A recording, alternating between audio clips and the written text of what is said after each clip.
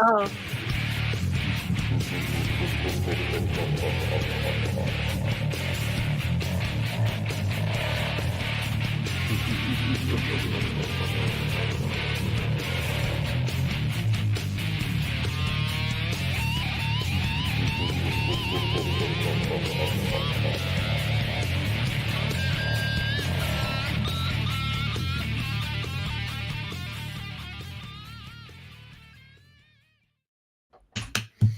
All right, and welcome to another artist roundup. Oh. It wasn't me to hit the go live button. Good.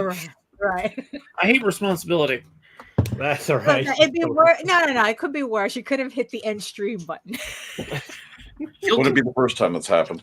Well, look, the other day on RSVP, I was trying to hit it to where we would, get out the, in the stream, and I ended up leaving I was going to leave the studio instead. No, which does not end the stream. It's like, no, I'm leaving the studio. Anyway, welcome everybody to Sketchy Saturday. I'm Michael Lenning, independent artist who's done work for Haslam Productions and other various venues, Arrow Comics and so on, as well as various shows that keep seeming to show up here on ICN. We're going to go around the room. Everybody introduce yourself. Tell us what you're working on. And we're just going to get right into it. Daphne. What? Oh, excuse me. I'm so big on the screen. I say hello, everyone. My name's Daphne Lage. I'm a cartoonist from New York, and I am known for my 2 series, the Furry Fantasy Tall Tales, which is currently on Kickstarter right now. Link is in the chat and the show notes. And I am known for Eagle Raven, Heir of the First Unicorn, which returns to Kickstarter early summer with Volume 2, which collects issues 5 through 8. And right now, I guess today is going to be there's going to be a running theme here because I recognize the piece that C was working on, and this is the piece that I'm going to be working on. And I guess both our pieces of artwork is from Chad Perkins. Was Set the Hook? No, I'm doing a Tank Girl.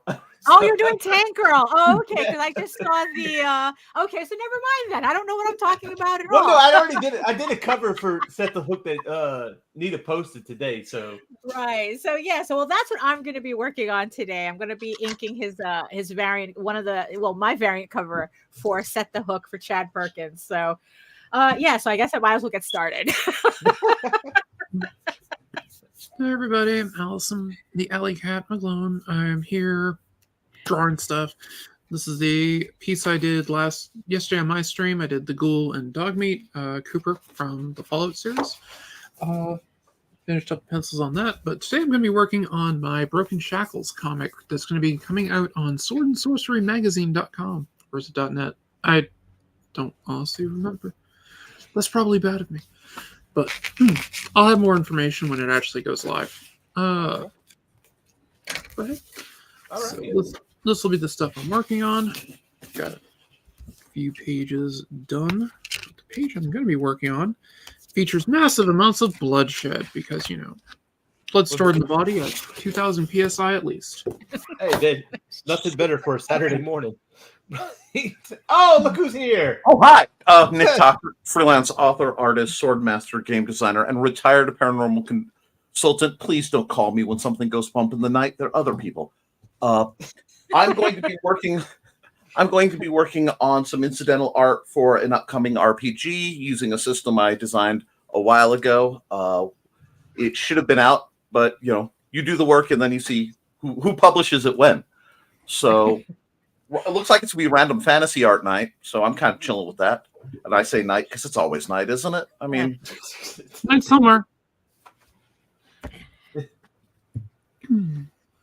So I've been trying to expand my horizons, and no, because I hate drawing in pen.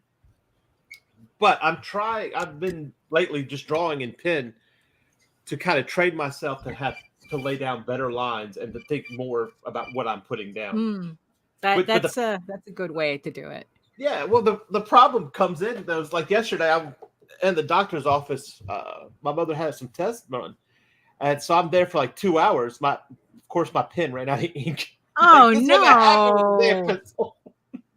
just sitting there sketching. So have you guys tried anything that kind of goes against your grain on how you do art, just to try to expand your horizons? Or I mean, honestly, it's like learning Clip Studio Paint seems to be the thing for me right now. Oh God, don't get me going.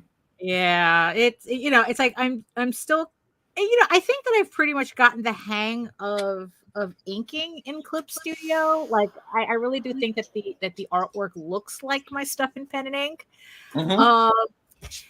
It's just that I just have to learn the rest of Clip Studio Paint. I have yet to color in Clip Studio. Really? So yeah, I have. Yeah, because it's just so much faster for me to do it in Photoshop because I know that already. I mean, I know that it's silly to use two similar programs, just but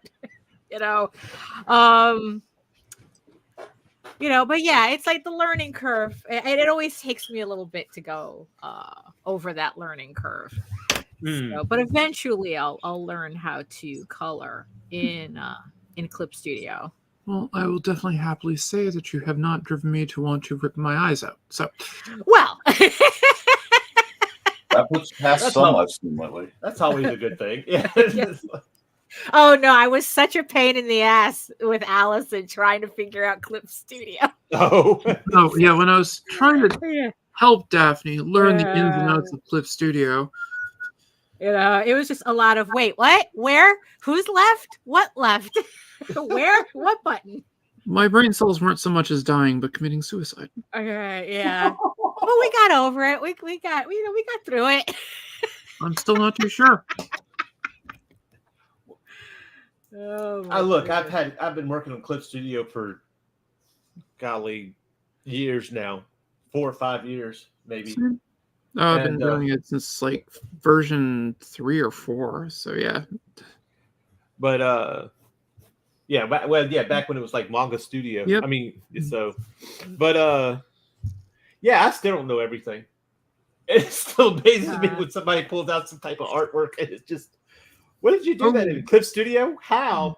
Right. Oh, there's definitely some stuff in there even I don't know how to freaking do in there. Yeah. And I probably never will, but well, that's the funny thing with learning these programs, because like it's not like they come with well, they technically do come with instruction manuals, but nobody reads them.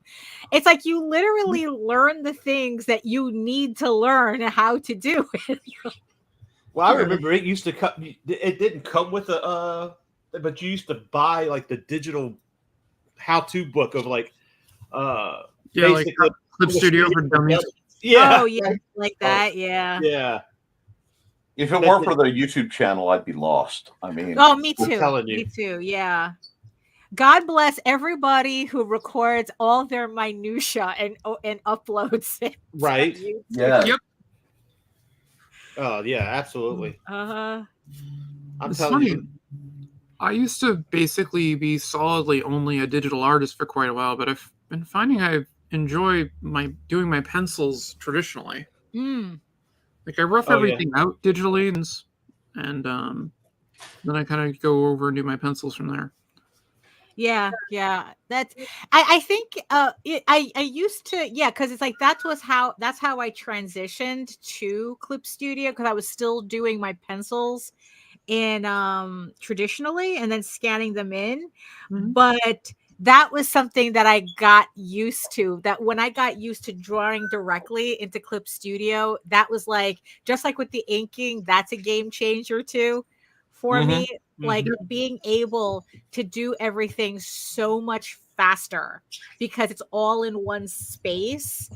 And it's not multiple steps. Like I don't like I'm still just like I'm on the last like 5 pages of Eager Raven issue 12, and I don't think I would have gotten this far in the amount of time that I have and that I've done that I've already been through. What? Wait, what? Oh, my English. What happened? I wouldn't have done Saturday morning. Englishing is hard. Yeah. I wouldn't have done as much work if I had to do the entire thing traditionally. Honestly, I think that I would have been like still like a couple of issues behind. But because everything's in Clip Studio, whenever I need to use reference, I could just toss it in, and just work on it. Like if I need to adjust anything, I could just adjust it right there. Like I don't need to stop. Right. So yeah. So it's just been a lot easier for me to, I mean, I still like, like drawing traditionally when I can, but I guess when it comes to work, I can understand why a lot of people prefer working digitally, because it is a lot faster and a lot more versatile. Oh yeah, I'll never say it's not faster, because I'll definitely admit that it's definitely faster when I'm doing it digitally. There's so many sweeping things I can do with the program and everything. I just want to have some stuff to sell too. So and I really like the feeling of pencil on paper. So that's for sure. That's for sure. I mean, will this eventually go to being probably mostly done all digitally? Yeah, most likely. As soon as I basically start to fall behind. So I'm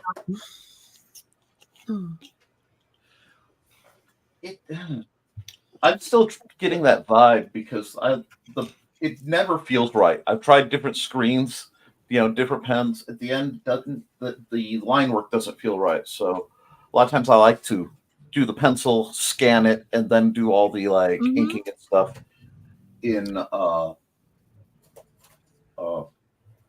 CSP. Right. But do you find that the process you go through when you draw in CSP or digital, whatever you're using, has changed the way you approach traditional? Oh yeah, that's for sure. The other day, as much as we joke about this, the other day I found myself, I was drawing in my sketchbook and I found myself pinching the paper. Thank God I'm not the only one. Yeah. But conversely, I've also been working on my screen and then went looking for my eraser. Yeah. Yeah, I've done that too. I've also, when working on my traditionally, went looking for the undo button. So yeah. It's funny what you miss, Yeah. when you transition between. Also, it's like what I've noticed too is that, actually this is more to my detriment, where because I've gotten very quickly used to being able to fix mistakes really quickly in CSP, I have to readjust my thinking when I'm on paper. It's kind of like what C said about drawing with a ballpoint pen. You have to be more conscious about the lines you put down. Yeah. Because you can't just select it and enlarge or shrink a section if you draw it wrong. Yeah, pretty much. So it's made me a little bit more self-conscious actually traditionally drawing, because to fix something is a little bit more intensive in real life than it is in Clip Studio. Oh yeah, absolutely. Yeah. Oh god, yeah. I mean, that's why I also have whiteout galore. Right. Yeah, exactly. And I'm not afraid to use it. Yeah. Oh, that's for sure. Yeah. That's one thing I have not gotten into yet, and I keep wanting to, but I'm nervous, is inking with a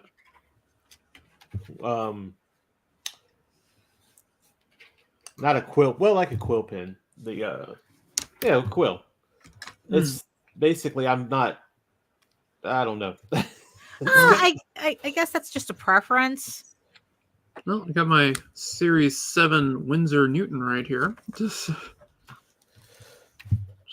I got two of them actually.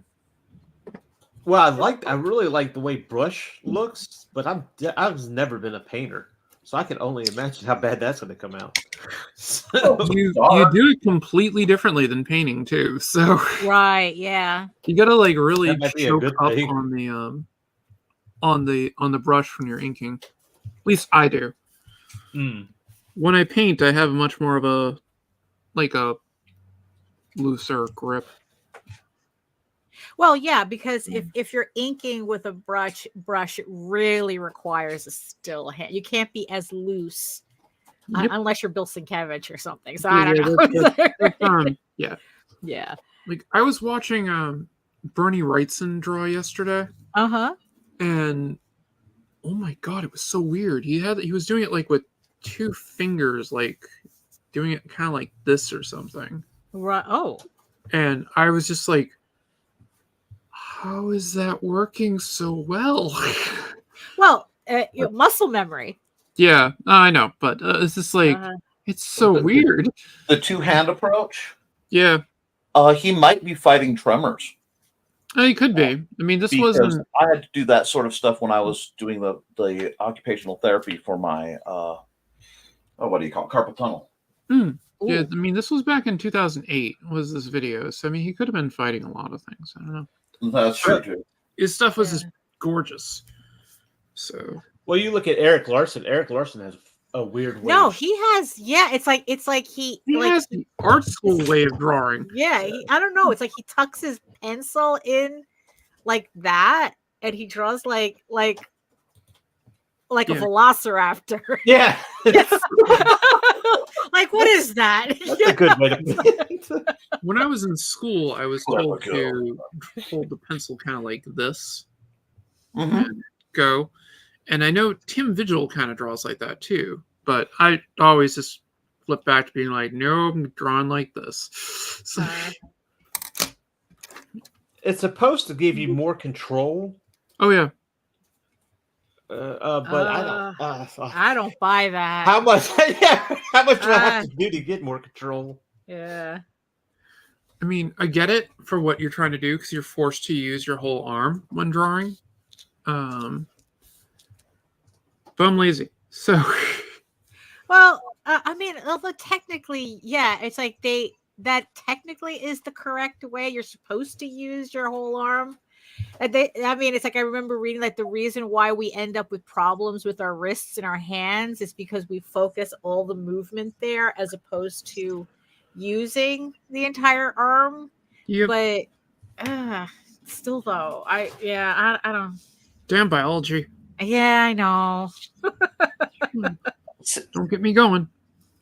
I won't See, stop. I'm so used to like using notebooks this big when I'm traveling around. Oh, And, right. You know, the hidden artist leave me alone like Right. Gollum method where you're like, precious go. Right. You know? You know who was a master of that, though? You know who was the king, gremlin drawing in the pocket? Al Hirschfeld. Really? Al Hirschfeld, when, because you couldn't draw in the theater, and he had to do all these caricatures based on the actors on stage. So he had a notebook in his pocket with his pencil, and he would draw that way. He would just be looking at this at the stage, and then he would be sketching in his pocket. Huh. That's pretty cool. I had no idea. That's crazy. Oh, we got a hello from Mike DeFont. Oh, hello. Oh. So do not fear goblin mode. That's like some of my best stuff. I it's like, where did that come from? 3x5 cards. Leave me alone. Right? Yeah. Oh no! my Yeah, thumb I was have done with I have 3x5 plenty of like little sketches. They're tiny sketches. I think that some of my favorite ones are like they're like just about an inch. Like just I don't know. It's just like complete vibes. If you could fit everything on a Post-it note, Yeah, I completely Morning, feel Joe. that. Yeah. Joe Hey, Pop Joe.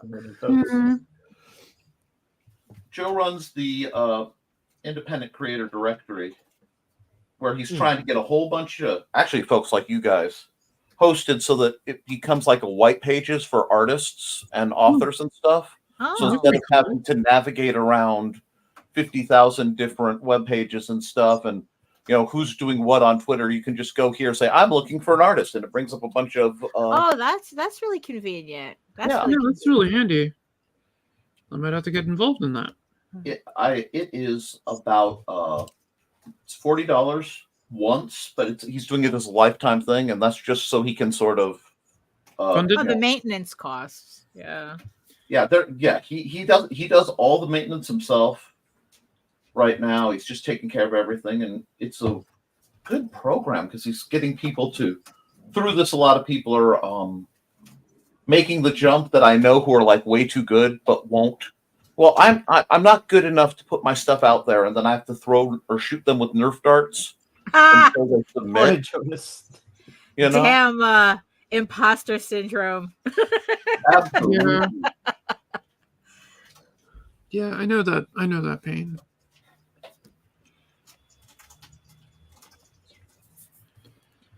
But yeah, it's a great program. IndieCD.org. I'm supposed to give my affiliate link, but I always forget to. Oh. Ah, Yes. Oh, there podcast we go. is still working. Yes, podcast one is Podcast. still working, so you can get it for $20. ooh. Cool. Joe, you're promoting. There you go. Yes. Friends promote friends. Isn't that what Brian Brian K. Morris Morris. says? Yep. Friends always promote friends. Absolutely. Something like that. As long as it's not friend zone, set friends on fire, we're good. Oh no, yeah, you don't want to set your friends on fire. No, that's usually not a good thing. No. Usually, no. It Usually depends. no. If they're daredevils and that's the kind of thing they do, or stuntmen, Or it's the 4th of July. or it's the 4th of July. It might be accidental. It might not Well, be. you would It might be accidental. It might not be. Who knows? Pardon? Well, see, that was an accidental Molotov. I wasn't trying. Oh, right. Yeah, it's No, Your Honor, I slipped throwing that Molotov cocktail. Joe says I only try to do that on Wednesday nights during my stream, but then it is just me trying to set myself on fires. Oh no. It sounds like a lot of YouTube likes though. Is Million that views. Tina smell? Maybe that's a TikTok thing. I don't know. Anything for the content. Oh, that's yeah.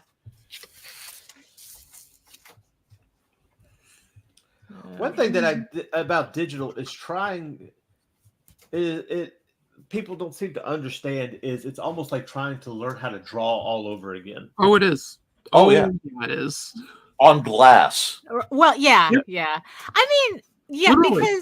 but the thing is though, it really does depend on the program because I don't know, like I could never get the hang of it in Photoshop. Like the brushes never worked the same way.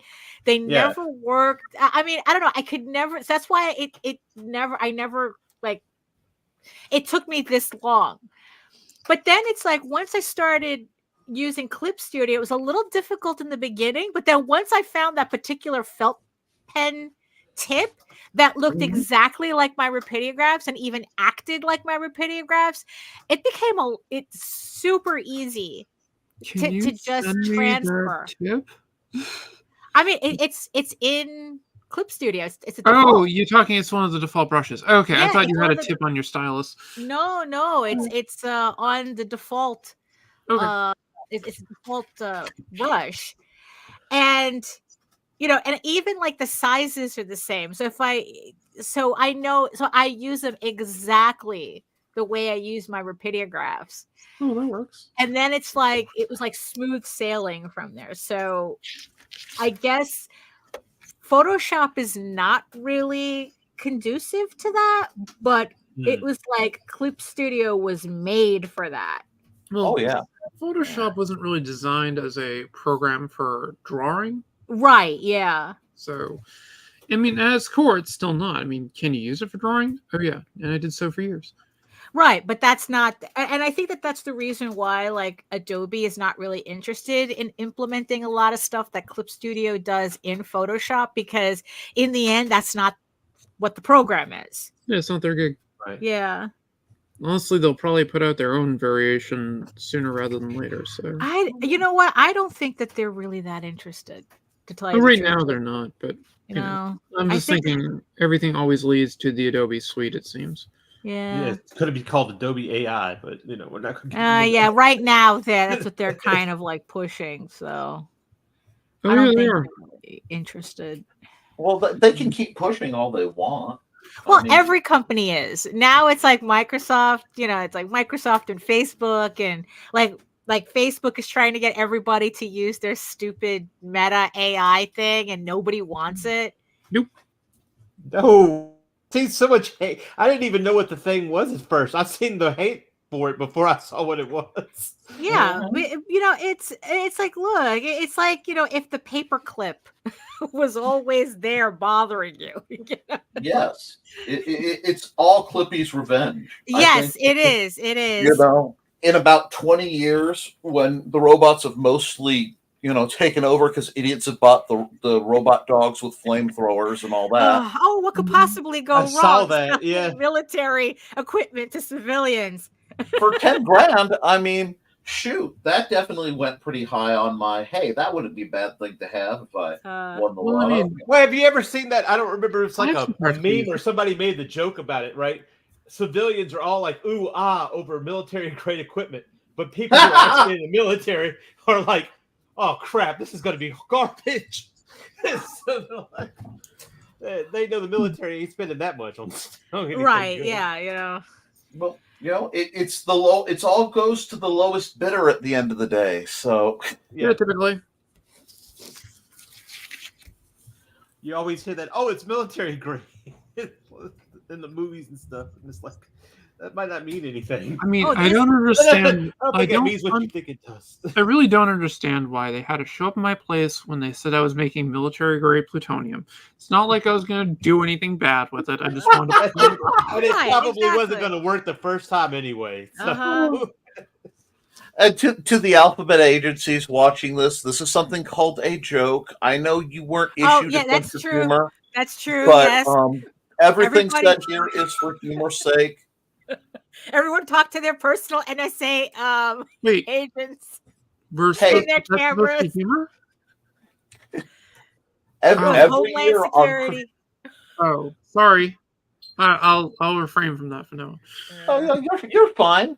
Every year on Christmas Eve, I pick up my parent when I go visit my parents. I pick up their phone because they still have a landline, and I wait for the click, and I go, "Merry Christmas, guys! I hope you're warm in the van." And I literally do this every year that I hang up the phone. Oh God, they don't have to be in the van anymore. Oh, I know. Haven't needed to be for years. I almost feel bad about that because, at least in the van they could get, coffee and they were out of the shop for a while, but now they're Right. all hunched over their computers.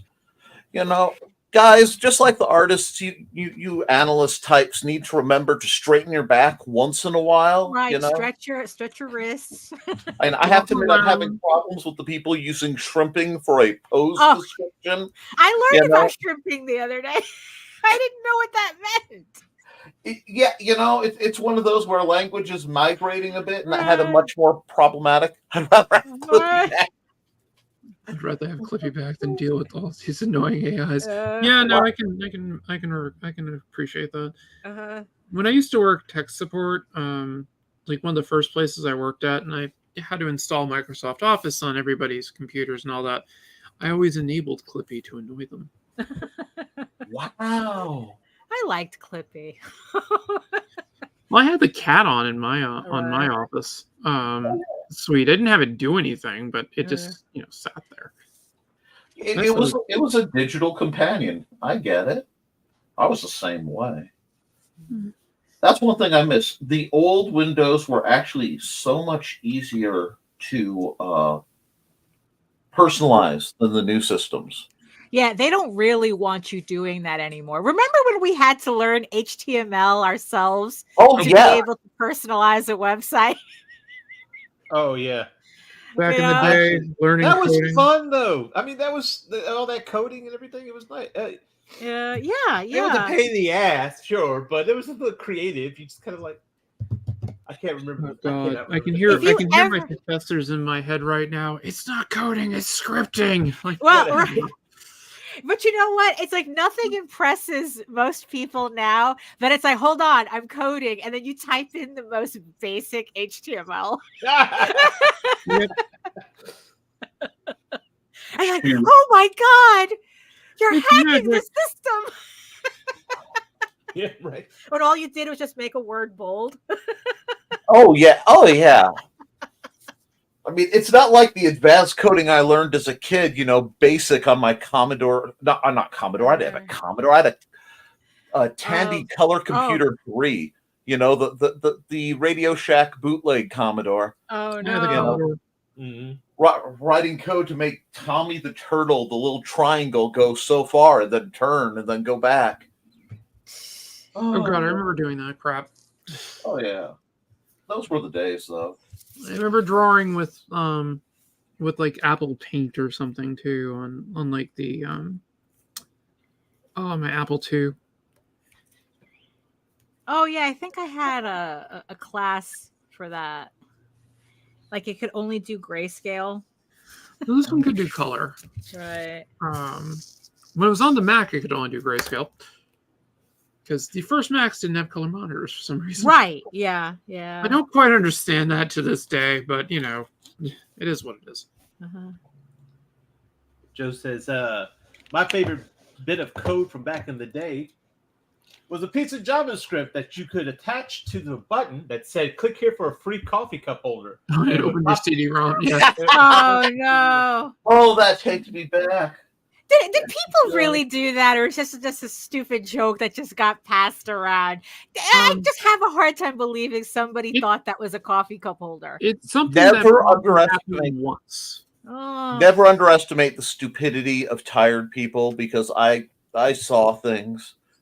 Oh no! I saw that happen on campus where it was it's 2 a.m. and you're not the computer lab's not supposed to be open. Right. So someone who shall remain nameless may have picked the lock on the door for the 25th time to let people have access, and you got somebody with a Mountain Dew sitting on the CD drive going. Oh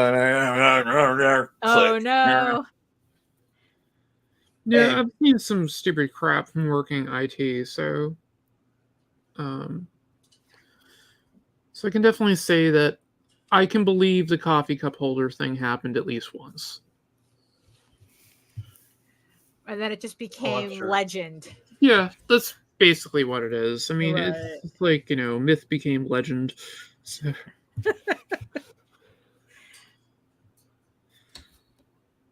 Sound like you were starting for the opening of like Hercules or something. God, not Lord of the Rings. Yeah, right. Yeah. Or legend became myth or whatever it was. Yeah, I think it was legend became myth. It's been a while since I've watched Fellowship with that opening. Yeah. Narrated by Kate Blanchett. Is that the one who played Galadriel? Yeah. Yeah. God, those movies came out like 20 years ago. And they're still rocking it. Like it's like the CGI, you know what? It's even like the degrading CGI is just more charming as it goes along. The older they used a lot of practical effects with it, right? Too, so. Yeah. Yeah. Well, Then they had The Hobbit, and I don't know what they did. Well, they frustrated Guillermo del Toro off the project. That's what they did. Yep, that was the problem. That was definitely a major problem. Well, his aesthetic, to be completely honest with you, his aesthetic didn't fit that world anyway. Well, I was so looking forward to seeing Clockwork Hobbits. I was looking forward. I was looking forward to that. You know, I mean, I think that I just to see something different, you know. And instead, well, I mean, that's basically what the goblins were, though. Were Del Toro esque goblins? I don't think to the I didn't really get that feeling. Yeah, really? no, because I think that it was very Hellboy 2. Yeah, that's what I'm thinking. Right, but I think what happened though is that they went like overboard. You see, that's the difference between an artist doing something and a studio demanding something. Yeah, I would agree with that, because it was definitely Del Toro would have held back. Yeah. So and instead, like, everybody got like super carried away for a scene that it's just way too long. It's like, yeah, That was the character that basically had his balls hanging from his chin, right? yeah, Yeah. Okay, that's what I was Yeah. thinking. He had a scroty. Yeah. yes, yes. Like, it just got to a point where everybody was like they were in competition to see like how gross they could make the scene. And it was just like, have you tried just telling the story and like worrying about that? But again, it's like the studio interference, it's like, oh, we need it bigger and better, and we need it. Oh, Peter Jackson looked like he was. Oh, he didn't want to do it. in that movie. No, he didn't. Yeah, He no, didn't want to do it at all. That was I the don't whole blame him. I don't point like to of read The getting Hobbit either, Guillermo. But I mean, no, look, you just watch the Rankin and Bass version and you pretty much get everything done in 45 minutes. Oh yes, give me that sweet rotoscope. Yes, exactly. Well, no, with the Hobbit, however, the Hobbit's not rotoscoped. We have to. But No, that was the Ralph that Bakshi. was the Bakshi's, which I do enjoy. No, I have a soft It spot. has its own unique thing. Yeah, yes, I don't it has think its own charm to it. I don't think it was appreciated. It was underappreciated in its time. Oh, absolutely. And I'm still haunted by Smog's flashlight eyes. Like as Right. a kid. Oh yeah. Oh yeah. No, I thought that was great. Yeah, and it's like, and what's funny was that, like, people were complaining. This is the Rankin and Bass version. The people were complaining that there was a particular sound effect that got edited out, and people were mad that it was missing. And it was when it's the scene with the spiders when I guess Samwise uses Sting on.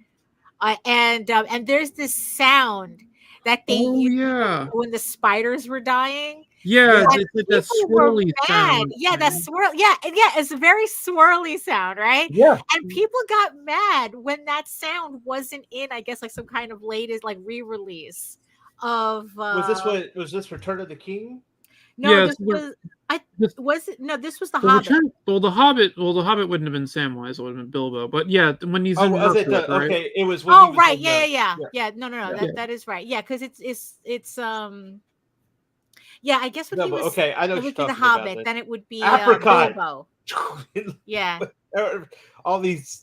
I guess being called an apricot is a diss. I'm not sure. What? Where it's like That's that's what where he it's says. like Sting, When Sting. he's killing the killing the spiders. Yeah. I shall call you Sting. Yeah. So it would be Bilbo then. But I think they used the same sound. I don't know. I would have to watch it again. I haven't See, watched. no, there Return is of the King something in, like, that's forever, missing. so.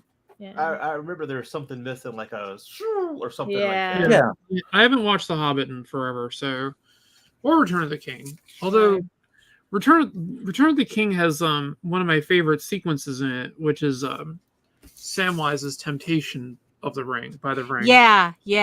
Let there be green. It's which to tell you the truth, it's like I was waiting for that in the Peter Jackson version. Like I was surprised they didn't do Yeah, that. Where being Carried all a the ring. garden and everything. Yeah. Like the gardener of the world. Right. Yeah. Well, it's like It's like how the ring tries to use yourself against you. Yeah. And Sam was and the fact that Sam was able to resist. Yeah, Sam was the strongest of the ring bearers, I think. Right. Yeah. What is it? It's like what did he call it? Good old Hobbit sense. Yep. So for years, my screensaver was a picture of Sam, and it just said "Hobbits saving the whole motherfucking world since 1954." Yep. Well, that's the thing about that. Sam was always my favorite. I did not like the way. I will say this: I did not like the way that Bakshi did Sam. I didn't. It was too all shucks for me. Oh.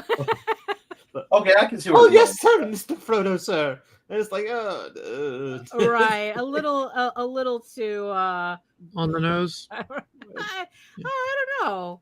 I felt like No, it I was didn't in really his like the characterization. character. Yeah.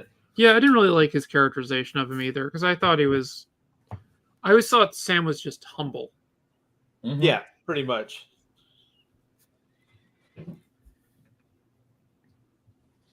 Well, But there, sorry. That's okay. no, that's okay. Oh, I No, I was gotta- going to say, it's got to be hard to do Lord of the Rings, quote unquote, right, because people want it to be about Frodo. And, the popular, I don't know what Lord of the Rings is about, but it's about like Frodo and Bilbo, they're the main Right. characters. And having Sam be like Bilbo without the emo, Right. you know what I mean? Yeah. I don't know. I guess because I've never read the books. I only know the story culturally. Right. So it's like Oh, you never whatever these movies did, like that's Yeah. the extent of what I know about these stories. I would recommend reading them at least once. They're worth it. I'll put it this way. I've tried reading The Hobbit 3 times now, and I can't get through The Hobbit. That doesn't Oh, The matter. I Hobbit. can't get through it. The Hobbit's my favorite book. I can't. But I have read Lord of the Rings twice, so if that says anything, and there's like, what, a 10, 20 Usually year I hear difference it between the two? The other way around. I find that fascinating. Yeah, really. Well, I think he started condensing more in the in Lord of the Rings than he did The Hobbit. Now, don't hold me to that, but I Well, The think that's Hobbit why- was also written for a different audience. It was written for children. Right. Yeah. Lord of the Rings was not. No, it was kind of written for the grown-up audience who grew up Read The with The Hobbit. Hobbit. Yeah. And then he started retconning the Hobbit once he realized what he wanted to do in Lord of the Rings. Oh yeah, because originally the elves of Mirkwood weren't elves; they were gnomes.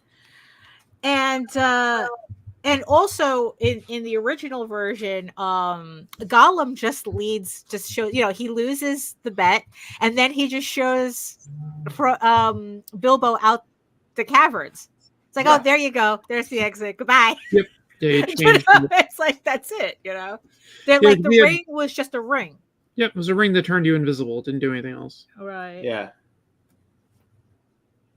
I think it's kind of like we'll be talking on Sunday Funnies tomorrow because we've already filmed it, but kind of like Wizard of Oz, where it had such a following and people wanted more because the Baum didn't really particularly want to write more Wizard of Oz, Right. No, Yeah, we didn't that's have so true. much of it. That's true. Yeah. and I think it was kind of the same thing. That, and I think Tolkien wanted to show off his Elvish. Oh yeah, I mean he's like, I made a language. I mean, that was his love, right? His language. yeah, yeah. with Well, He was I a mean, linguist, he so. did. He did pretty much edit the Oxford Dictionary. Right. Yep. Like he might have a little bit of say in it. Yeah. Yeah, maybe something. Didn't somebody come at him about the word, Yes. dwarves? And they That is tried to say that, because it's like he wrote dwarves, and the guy was arguing that the correct plural is dwarfs. And he goes, and Tolkien was like going, "What are you talking about?" And the guy goes, "Well, it's in the Oxford Dictionary." And Tolkien goes, "I wrote the Oxford Dictionary." Yep. Womp womp. And he's using dwarves. Yep. What is it, kitten? Huh? What is it? You just want to complain? Is that it? Is that your job today? Annoy mommy? Wait, that's your job every day, is it not? I do appreciate the Hobbit for bringing in more of the dwarven music Yeah. because my geek flag is flying proud right now. There's a YouTube channel and I cannot pronounce it. It's like Clavai du Mundi or something, but they do these like full almost orchestral versions of like Misty Mountains and the Song of Is it Durin a and stuff. Celtic? It sounds Celtic. The name. They do a lot of Celtic sounding stuff. That's kind of how I stumbled into them because I listen to a lot of Celtic music. Mm. But it's if you get a chance, I'll share the link around at some point to get on with you guys. Yeah. It's really just stirring stuff because I really think my favorite part of the whole Hobbit movie is when they break out in Misty Mountains. Oh, first time I right, heard it. yeah. Like Yeah. the whole movie, Right. that right there, where it's just like, Right. Jose says that he says that that's really the only part that he watches straight through on The Yep. Hobbit. The rest of the movie he fast forwards. Yeah, I love that scene. 'Cause Yeah, it's so from the haunting. beginning all the way to when they leave. That they sing the song and then they leave next day. That then after that, it's just all fast forward. You crazy cat. Get out of here. Get shoo. That's my iPad. that's why I put a screen door into my study. I love my cats, but this could never happen. I live in a studio apartment. No, I just taught my cat not to bother me while I'm working. And how did that work? It works just fine because I don't usually like right now. He's sleeping and I don't see him until in the afternoon. Well, there That was was the most boss move sounding response. Like that was just the most elegant verbal choke slam I've heard in a while. I just taught my cat. Yeah, Yeah, because I still it's don't believe it, but hey. I can't have them like all, I can't. I am not that person, It's like, look, no, I'm busy. You got to go someplace else. And the funny thing is that if I don't chase him out of the office, Einstein chases him out of the office. What you have to get is you a cat that doesn't like affection, like we do. Always, they don't really like affection. Well, but the thing is, though, it's like that seems to be rare because I've never met a cat that didn't want to We should play the lottery then because we've had several cats that just are like, like don't bother me. Yeah, except for Rowan, yeah, except for my youngest. I'll be right back, guys. Okay. Like I've had cats that are real affectionate in the morning. Mm-hmm. And then the rest of the day, they won't even look at you. Just Right. feed Like them, that's let tough them to go. do. Yeah. No, Nothing. Einstein Nothing. learned a particular noise that immediately chases him out of the office if he gets fed up with him. So it's it's like kind of like this really loud snapping noise, and then he shakes his paper in his cage, and then the cat just leaves. It's like, shoots it right out the door. Yeah, because even Einstein can't handle the cat all the time. Oh yeah, I can imagine. That's like torture. It's like Sylvester just staring at Tweety. No, actually, no. It's actually really? the other way around. Oh, right. It's like he just like I don't know. It's just like if he finds something that like creates like a very dramatic response, that's the noise he learns. Huh. And he learned that if he made this particular noise, he makes the cat jump.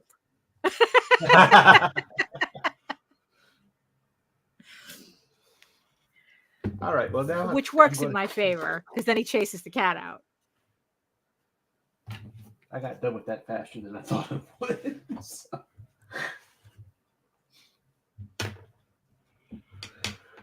Oh. It's funny, even in nature, stereotypes don't.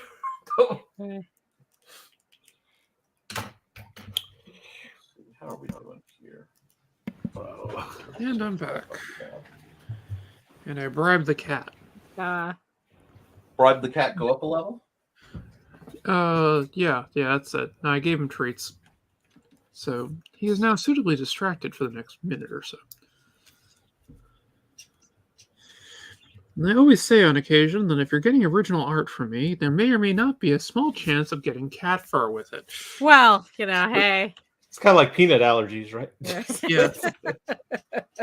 No, there's some people there. I've seen a lot of people on eBay. They tell you whether it's from a smoke free or cat free home if you buy an item from them. You Mhm. know, I guess if you're that allergic. Yeah. Yeah, I mean, I think that makes sense.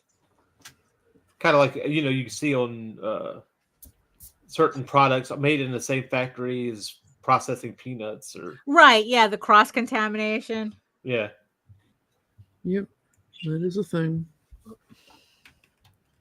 Oh, in the comments, Joe's talking about I need to stop watching these shows. No, you don't. You should watch these shows, share them, and like them. Right. I keep Oh, seeing.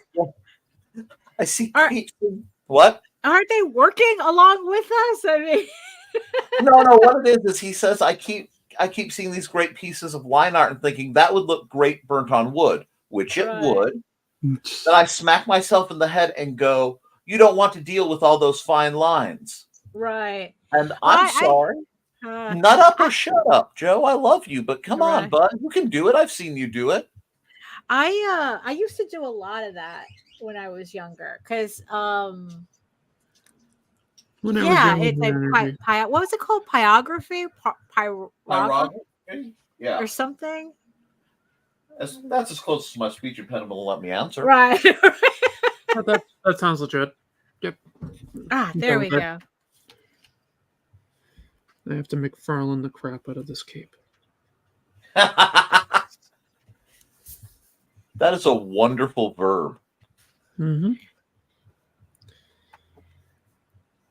If I was really thinking about doing it like McFarlane, though, I'd have to fold it like paper. This cloth always folds like paper. Uh, I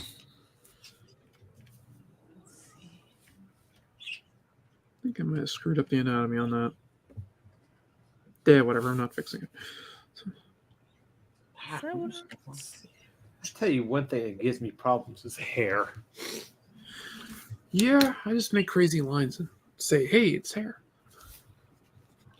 Well, there's a way to do hair. Oh yeah, there's. That's layered, like in kind of in a solid layer type way, Mhm. and I haven't really learned how to do that. Yeah, I mean, I'll admit, when my manga style, when I'm going to do hair, it pretty much that's one of the places I really gravitate towards the manga style hair. So yeah, I was downloading hair charts from barbershops the other day. Oh, that's a great idea. that's a cool Yeah, idea. that's like hair salons and barbershops because because it's like not only that did they show the shape of the face, like they're also a good chart is like best hairstyle for based on face shape, because then you get like technically two charts in one where you get different types of face shapes so that you're not drawing the same face all the time, and then you get all the hairstyles that go with them. Hey, there you go. I think I know what type of my next Pinterest board's going to be. What? Yeah, the Face shape and hair charts. So Yeah, no, I was looking for that. Oh, hey, Chad. Oh God, it's Chad. Hey, Chad. Hi, Chad. It's that guy who likes to dress up as a pickle. That still scares the shit out of me. Oh no, that was the best pickle. No comment. I used to have a collection of the salon books that were retired. Oh yeah, those are good too. It was part of my lovely stuff that I kept very safe at my parents' house, and then they had a chimney fire, and it just took out all my safe stuff. Oh no! Like, That's high on the suck. oh yeah, but my problem was they were all from like the 70s and like early 80s, so the hair references were very Of the time. yeah. It's like some of the women's hair was pretty good if you have enough Aquanet in your pen, but Well, of course, yes. but the ozone layer. Yeah, Yeah, we had yeah. to The stop ozone layer has using some things to say Aquanet about them. because of the ozone layer. but no, I found those to be really helpful. And another good reference you can get for just like costuming, especially now, Joanne Fabrics is closing down, which is tragic. It Oh, is. It really? is. Yes, But because that means that you can get the Simplicity catalog books, which are the pattern catalog books. oh yeah, those are good. Hmm. So Yeah. if you need a quick reference of, I want to look up a princess or a costume or something, and you don't want to be navigating, Google because Right. So you're I, gonna get some interesting things when you put in princess designs. this is true too. Although, good thing is, what was it? There's a is it? I think it's in quotation marks. If you put before 2023, Yes, that it's Ah. well, it's before colon 2023 or whatever year. Usually Right. I put in 2021 just to be safe, but it really cleans up the timeline.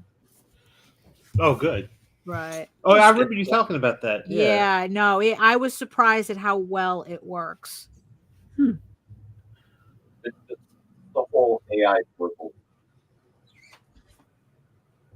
What I forgot to do. Reference only editing layer. Now I won't have pain in the butt. Okay. That's why I've been spending like hundreds of dollars on art books now, Oh yeah. just to have them back in rotation. I spent money on art books too, not looking around nefarious sites. I would never do that. Right.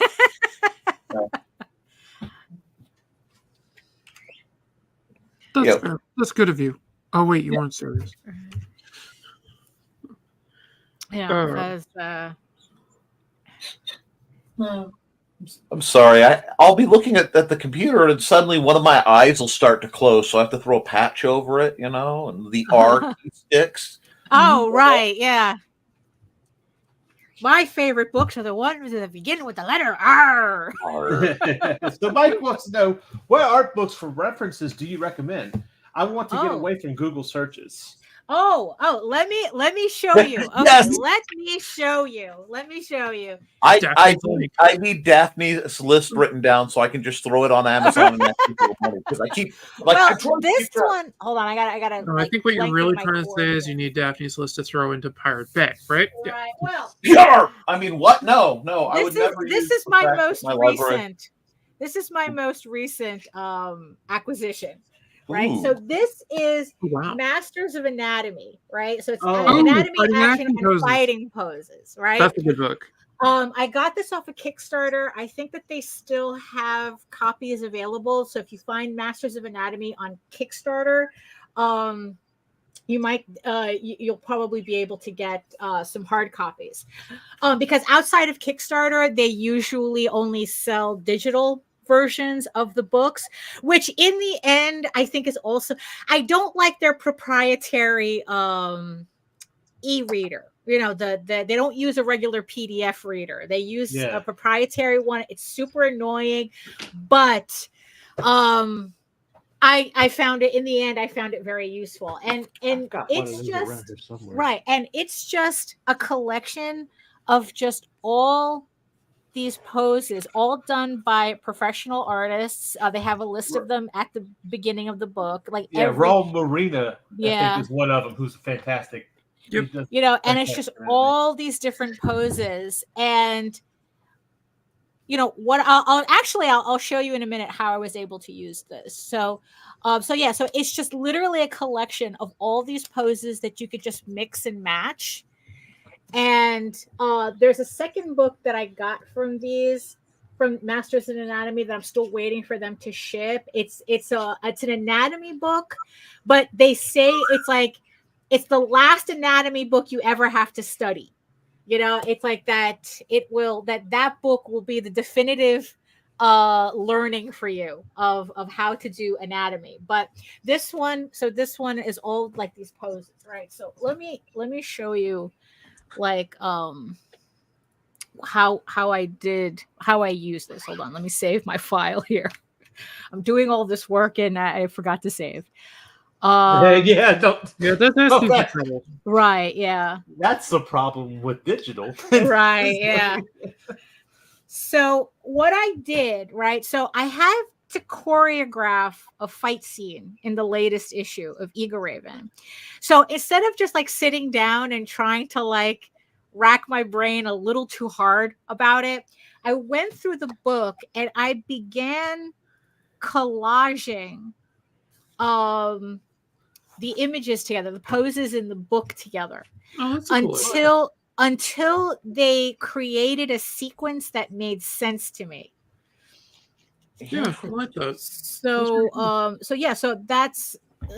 this is all like different poses that I just, you know, like kind of like match together how I need. Like I have an idea already as to what I wanted the scene, but instead of like just drawing it out from scratch, it's like I took the poses and then I was just like, okay, well maybe it looks better like this or it looks better like that, so I'm able to like move them around if I have to kind of like get a sense of it,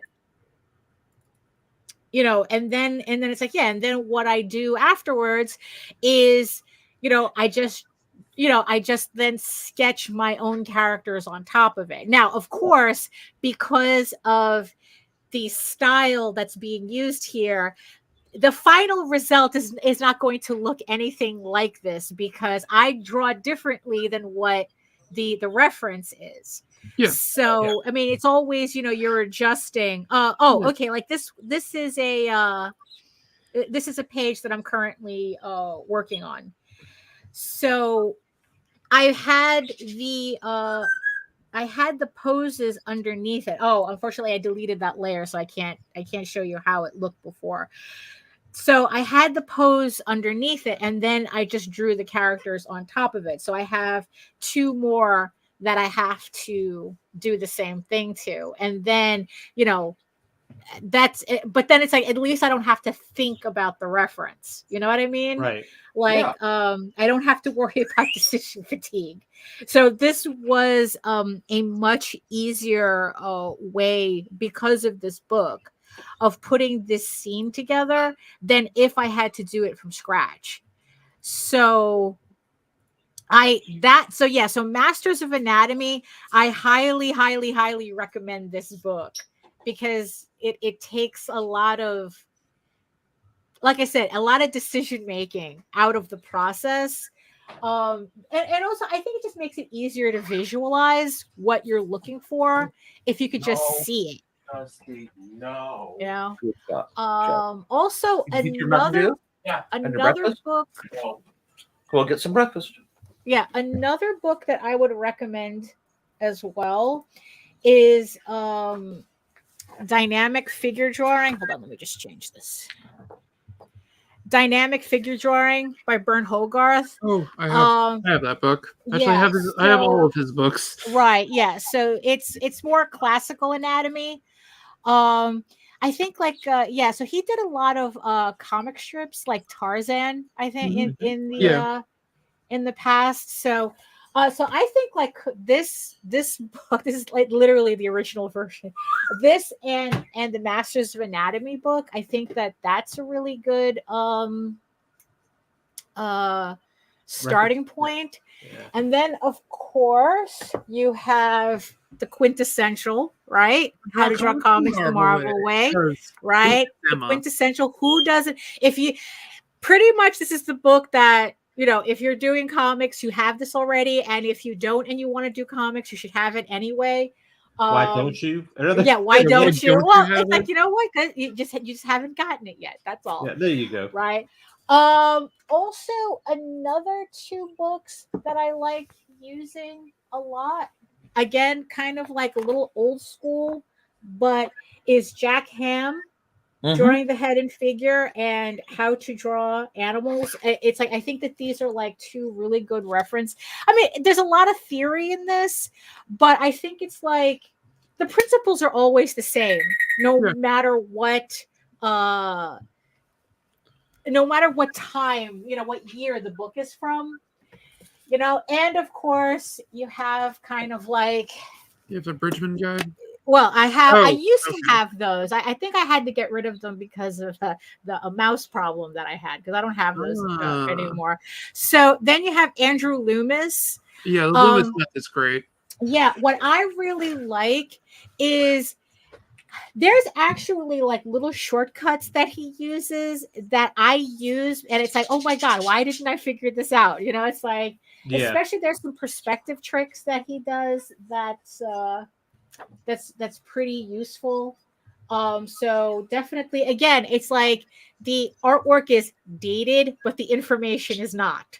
So And like, there's so many artists who definitely have used Loomis Right. to get to where they are. I mean, you look at Yeah. like Mark Silvestri, and it's Mhm. like he's a Loomis guy. right, He's also Bridgman, but his foundation definitely looks much more right. Loomis. Well, and then this one, this C will appreciate. This C will appreciate definitely. Oh, of course. Oh, Yeah, Yes. this is the Oh, how to Everton think when you're Brothers. I have, yes, also from Kickstarter. How to, oh, there goes my guide there. How to think when you draw. And what I really like, especially about these books, you can find these on not Amazon, on Kickstarter. It's the only way you can get these books is through Kickstarter. They run a Kickstarter, like I think like every 6 months, and they're always offering. What it's happened? usually about March, Yeah. April, May, because every time something comes up at that point. Yeah, because I They just just recently ran got one. volume 7. Yeah. So how to think when you draw, and what I really like about them is their specificity. Like if you really need to draw something specific, like it's like, say you needed to draw clouds, you just needed it, you just needed instructions on clouds, or you know, or like, oh, whirlpools. There you go. It's like maybe you need to put a whirlpool someplace, and it's like, it's very like they had a section just on like drawing pirate ships that I could have used, you know, years ago. So, Oh, right. Yeah. I know, right. So And I yeah, always- so how so this is the Everton Brothers, how to think when you draw. Like I said, this one you have to get on Kickstarter. However, What happened? however, those are free online Right. at their blog posts, their black spots. Oh, that's true. They do offer up all their tutorials for free. Yeah, so so you don't, because I like, for instance, this last one, I only have 4 of them. Right. And I missed out on 5 and 6. So I was going to try to do a catch up, but they didn't offer. They offered 5 with something else, and they didn't offer them as an add-on. And I was like, well, I'd have to skip 5 and get 6 and 7, and it gets pretty pricey after that. Yeah, they're expensive because it is from England. Right. Yeah. Yeah. Oh, there we go. Yeah. There's the link in the chat. Yep.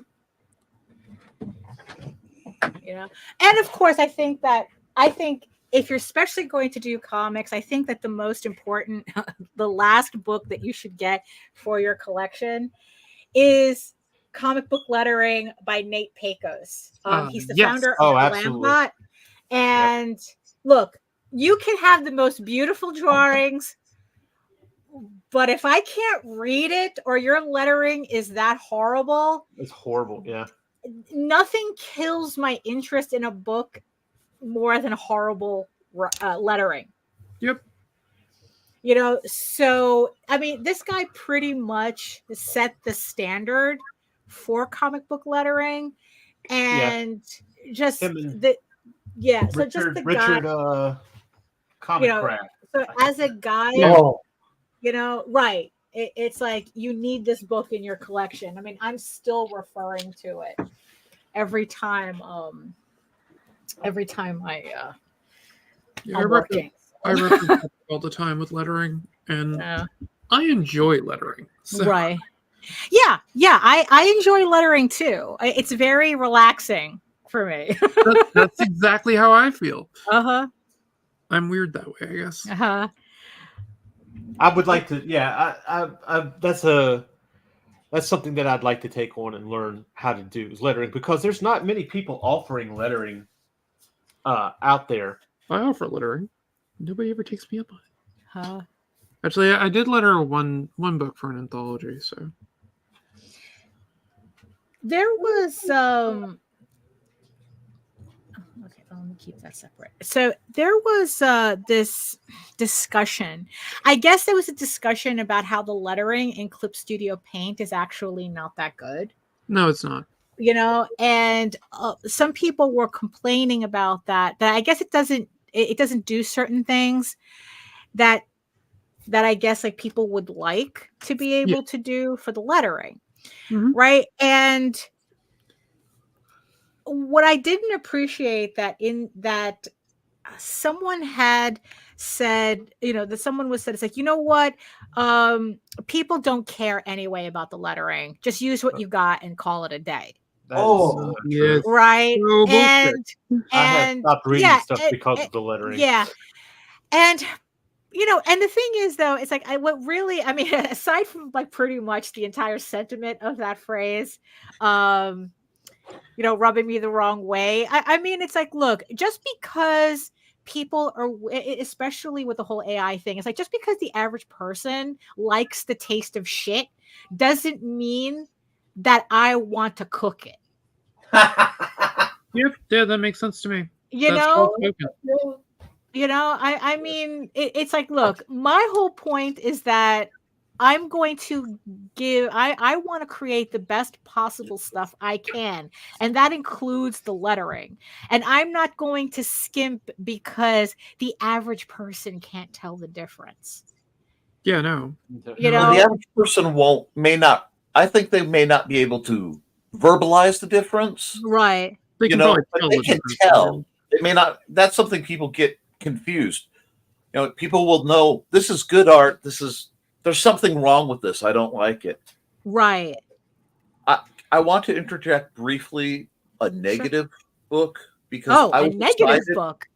I was excited to get a hold of the Comics Craft Guide to Lettering. Oh, and I have it starting right. But I went to open it and I could not read it because the lettering was so varied and bad, and the font was so I physically could not read that. And I think it was something like the Comic Craft Guide to Lettering. It was like beautiful in that it was collaged, and there were some great illustrations of this hippo detective guy. Oh, I know exactly the book you're talking about. I know that. Yeah. But I'm looking at this and I'm like, I physically could not read, stomach reading the book. I'm going, no. I know exactly which book you're talking about, and I know exactly what you're talking about, because when I first saw it, like when they were first announcing the book, I remember seeing that and immediately going, I can't read that. Yeah, that's why I never bought it. Yep. I had the same, it's like they got so wrapped up in the flashy graphic design, they completely destroyed their ability to teach people how to do lettering correctly. Completely agree. I remember that. But then again, it's like, weren't these the guys that I think that I remember like they started around like later after the original Image, and it's all flash over substance, and I guess it just continues, that idea continues to this day. Yeah. They have very expensive their fonts are really expensive lettering over there. And I think they're like, oh, we save up money to buy the lettering the hand lettering of certain stuff. After the first year they have like a discount or something. And the thing about it is, it's like, but Blambot sells you that. That's the normal price. Gives you too, for that matter. Yeah, because I mean, like even Blambot's most expensive font, I think maybe is like $30. It's 30, maybe 40 at one point. 40, Mike, we were actually talking about Nate Pico's book on lettering. Daphne showed it. Yeah. Yeah, I just so it's like because that's where I was collecting his instructions first was from his website, and Yeah. then just the fact that he put it together in a book is so the fact that he actually also gives his instructions for free. Yeah. If you really wanted it, Yeah, I mean, I have printouts. I was Oh, I get collecting it. printouts before the book came out. It's one of those ones that you had to buy right away. Right. When it come out, regardless. Well, technically, it was Jose that bought it, and I'm the one that has it. And you liberated it for the greater Yeah. good of you. Yes, I know that I bought it too. I don't have it. Uh-huh. So what does that tell you? Yeah. It's- Your daughter has it. No, my wife has it. Oh, your wife has it. Okay. Yeah. Yeah. I guess No, I I use that book a lot when I'm Yeah, referencing how to letter. And I mean, I've gotten to do certain types of things in Clip Studio Paint with kind of manipulating this program to do what I want it to do. Uh-huh. And so you can do it. It's just, it's a little bit easier in some ways if you're going to do like some complex special effects to either do them by hand or do them in Illustrator. I mean, didn't Clip Studio just like update some stuff to do with lettering? yeah, you can now do it on a curve. But like one of the things you can't do is like have all the letters individual, like right from the start to click them and then manipulate them, which you can do in Illustrator. Right. Well, actually, though, Ooh. but all you have to do there though is you just rasterize the layer. Then you would take it, you use your lasso tool, use that, and then use free transform, and you can manipulate the letters that way. Yep, or I could go into Illustrator and just type the letters and then manipulate them. Right. But if you're already on I one was just program, then doing why that go to this the other morning. program? I was just doing that this morning. Also, if you Yeah. type the letters individually on each different layers, you can then manipulate them and combine them into one layer and keep them all as vector. So that's another way I've gotten around it. Yeah, no, that's yeah. But in comparison, it's a pain in the ass. But yeah, I did traditional lettering right on this. I just wrote on the page. Right, yeah. We talked about What's up, lettering Glenn? enough that Glenn showed up. Oh, there you Whoa. go. Hello, Glenn. I literally was about to ask if anyone uses, a traditional Ames lettering guide. Wow, I haven't used one since school, and that's been a while.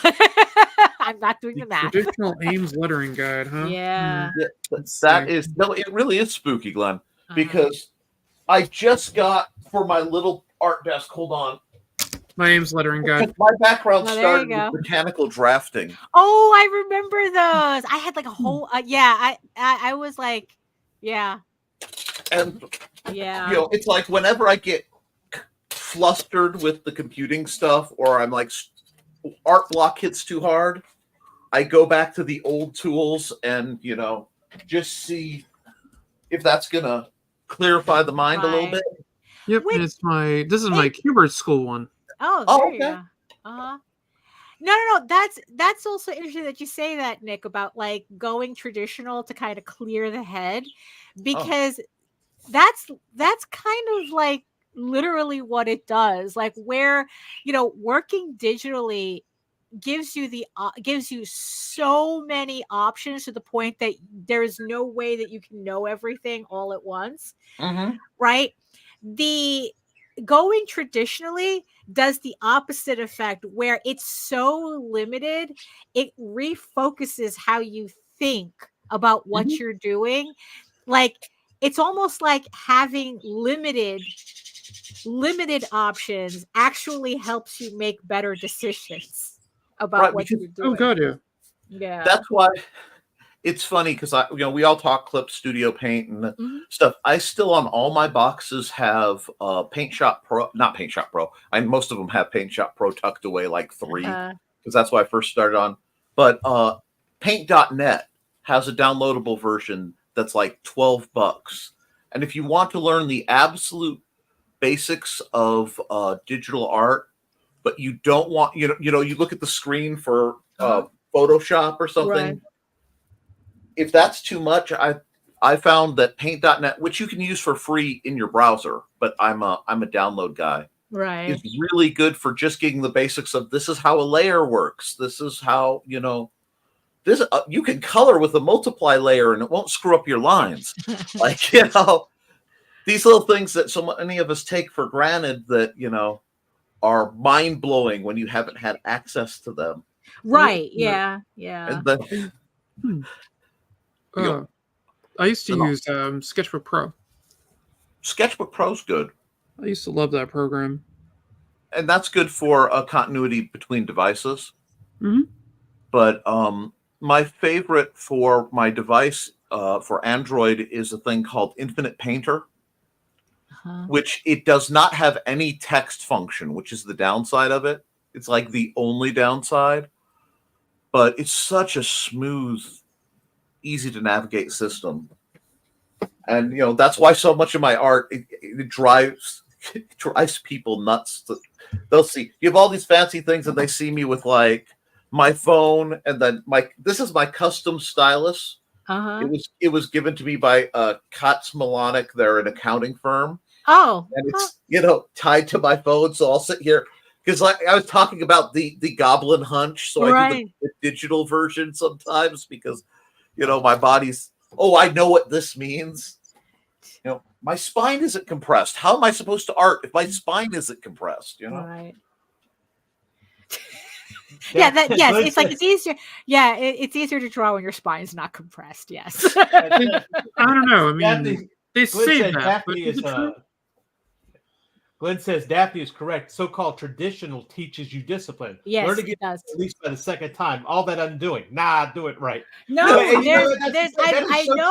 I've told this story so many times. There's this woman that I follow on Twitter where she's a teacher at college level. And the first thing she does is that she says all these kids come in and all they know how to do is draw on iPads. And the first thing she does is that she tells everybody to get a sketchbook and a pencil.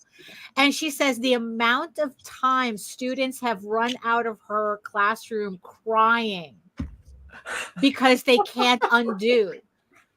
Really? It's like she's going like these kids. These are college. This is a college. Yeah. And these kids cannot function without the iPad. They cannot draw. Literally, she had students say, I cannot draw without the iPad. And it's like, you can draw on a sketchbook, like her whole thing is teaching everybody to go straight to traditional media. But I mean, well, that's what I will have to brag here for a second about. Oh, hey, John. John Celestри's in the chat. Hello. Yeah, he goes, Clip Studio Paint is basically how 2D traditional animation works. I draw pencil on paper and scan it. Yeah, we were talking about that. That's literally what I'm doing with this. Yeah. It's like, yeah, there's but also the thing is too, like even like the benefit of just sketching is that, when I'm sketching in a sketchbook, I find myself, or at least I force myself to be less fussy. Like if it's not right, it's not right. I'm not going to worry about it. It's like, we'll fix it on the next piece, on the next sketch, and just kind of like create that muscle memory rather than, because constant undos, you don't get a muscle memory, Also, it's like you can noodle forever with digital art. That's a danger. Yes. It's like you have to learn when there's no such thing as perfect, but you have to learn when it's good enough, right? Or else you're just going to drive yourself crazy. You got to know when to kill your kids. Yeah, pretty much. You have to do a Medea on them. Yep. That is a very metal way to say delete your art. I mean, wow. Yep. Right. Glenn says it doesn't have to be a masterpiece. It's like, look, I'll put dollars to dimes that Michelangelo did the Pietà. He's like, oh man, I could have done that different. He's hanging upside down, doing the Sistine You know, Chapel, I having all the could, paint fall I into his bet mouth. you, I bet you, I mean, it's like how it's like you upload something and you see all the mistakes, Oh, right? yeah. How is it that you see it like you walk away from it for a half hour and suddenly something you thought that was good? Well, now that sucks. Well, that's just the brain resetting. Because you know how it's like they keep saying that you're supposed to flip your canvas? Yep. Right? Yeah. Right? Because it's like it resets your brain to look at, because it's looking at it, right? Like right now, I'm looking at this, I'm straight on looking at it, but I'm actually seeing it on the screen. It's because so I don't need to flip my canvas, because just by looking at it on my monitor as opposed to directly on the Wacom, it does the same thing. It's like, oh, you're looking at it in a different place. So my brain resets. So I'm more likely to find a mistake looking at it on my monitor than I am directly on the Cintiq I'm working on. Oh, yeah. See, the thing is, they tell you to do that a lot with painting. When you're coloring something, that you need to spend every maybe 5 minutes, and that might be too much, to look away from what you're painting, because otherwise your eyes adjust in a certain way that they get used to that color, and you're not seeing it the way that you think it's how it's really coming out. I mean, with color, that would really make sense. But we are at that time, so we're going to go around the room and everybody. It's that time of the tell us year where we can again. find you. Wow. Time Hi. flies. Okay, I didn't expect to go first. I'm Nick Tockert. You can find my stuff. Actually, the best place is indcd.org/about-Nicholas-Tockert, because that'll give you all the links to all my books and all the channels I run. And I'm just too far spread to throw it on right here. But yeah, that's how to get a hold of me. indcd.org/about-Nicholas-Tockert. And I host on Nicholas Tockert, at Nicholas Tockert, the YouTube channel. Never Mind the Furthermore, which is a artist, author, creative support show that runs 10 a.m. affectionately. I hope to 11. Usually goes a lot longer on Monday, Wednesdays, and Fridays. And then on my other network, the Historical Fencing Guild, on Friday nights, I do a live stream talking about sword fighting and gear and how to get into it. So that's about where you can find me. Very cool. Right. Allison. Oh god, you're up on me now. Oh god. Well, I'm here part of the Indie Comics Network. On Fridays, I have my show Arting with the Alley Cat. I have a link tree probably down in the doobly-doo stuff below. And you can find me pretty much anywhere. And next week on May the 4th, I will be doing a Star Wars stream on the Indie Comics Network and drawing something Star Wars related. Probably on Friday too. But last time I did the 4th and the 5th because I had to get Revenge of the 5th in there, but this year I won't be able to do it because I run D&D for kids on Sundays, and they get annoyed when I don't show up and run D&D. Yeah. All right, Daphne. Oh, yeah. Oh, by the way, I put a link in the chat, and it's a direct link to Nicholas's book Haints and Hellfire. While I was on vacation, I had the pleasure of reading it, and I had such a good time with it. It's such a really good book. If you like Buffy meets Stephen King, so go pick up Nicholas's book. So I put a link to that in the chat. But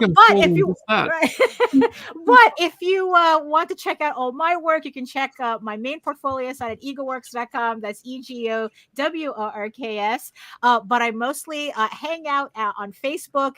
If you want to see all my latest work and works in progress, like once I finish this piece here, that's going to probably end up on Facebook first before anywhere else. So you can, pretty much you can find everything on EagleWorks. You can read Eagle Raven for free there, and or if you want a more furry fantasy adventure type Lord of the Rings type of thing, head on over to Tall Tales. That's TAILS online.com, and you can read Tall Tales there for free as well. And also just to remind everybody that my Tall Tales campaign is still live on Kickstarter. We have less than 2 weeks to go on it. Thank you everybody who supported the campaign. And yeah, the link is in the chat and in the show notes below. So yeah. All right, and just to let you know, next week we will not be having Sketchy Saturday because of certain things, conventions, and all that other. And it's Free Comic Book Day, so make sure you visit your local comic book store, whatever, and all that, and blah blah blah. Also, let's see. Daphne and I will be on JD Cloudrun's show tomorrow. Oh, that's right. Good thing you reminded me. Yes, I forgot. We, however, on Sketchy Saturday will not be returning until May 10th at our new time at 12 p.m. Eastern. Ooh. That way we want to try to make sure that we get some people on from the Pacific Coast too. Oh, there you go. And you can find me always at landingart.com. That's LANNING art.com. Tonight on Art Style Kamikaze, we'll be looking at pictures and shadows. And that's about it. Of course, Sunday Funnies tomorrow with Randy. We pre-recorded the show, so I'm actually on there too. So, yeah. I'm not on there tomorrow because I was in the hospital getting infused. Oh, well. Fun times. Well, not really.